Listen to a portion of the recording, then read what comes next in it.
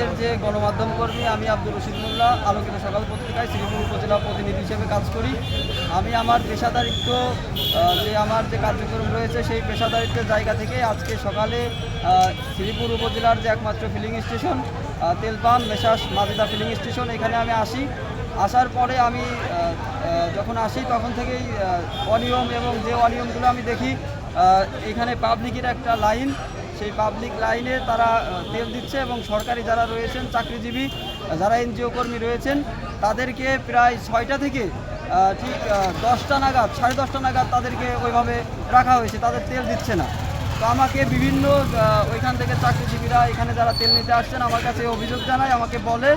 তখন আমি যখন এইটার ভিডিও ফুটেজ এবং আমি এই পাশে ধারণ করতে আসি, তখন আমি দেখি যে শুধু পাবলিক ফাংশন থেকে তেল দেওয়া হচ্ছে এবং সেখানে পাবলিককে 400 টাকার তেল দিয়ে 500 টাকা নেওয়া হচ্ছে এবং 1000 টাকার তেল দিয়ে 1100 টাকা করে নিচ্ছে এরা।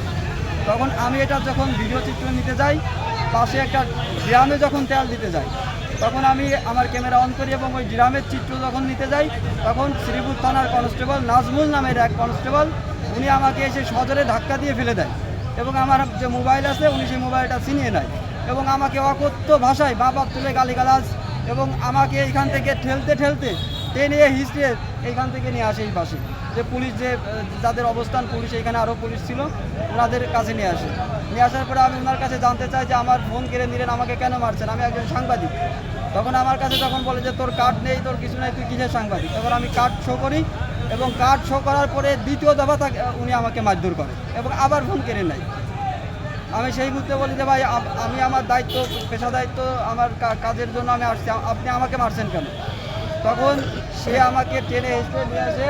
এইখানে আরেকজন পুলিশ দারোগা ছিলেন, এসআই ছিলেন পলাশ ভাই, উনি আমাকে যখন সে হাত ধরে নিয়ে আমার কাছ থেকে ঘটনাটা শোনার জন্য নিয়ে আসে, তখন ওই কনস্টেবল নাজমুল ভাই আবারও কিছু এখানে যারা পাম্পের কাছে যে সকল লোকজন ছিল তাদেরকে ডেকে নিয়ে আসে, পরিকল্পিতভাবে তাদেরকে আমাকে মারার জন্য উস্কে দেয়। তো একজন প্রশাসনিক দায়িত্বপ্রাপ্ত একজন মানুষের এরকম আচরণ আমাদের গণমাধ্যম কর্মীদের সাথে আসলে লজ্জাজনক। আমরা যে আমাদের পেশাদারিত্ব কাজের জন্য যে বাধাবিঘ্ন, আমরা চাই এরকম ঘটনা যেন আমাদের সাথে না হয়।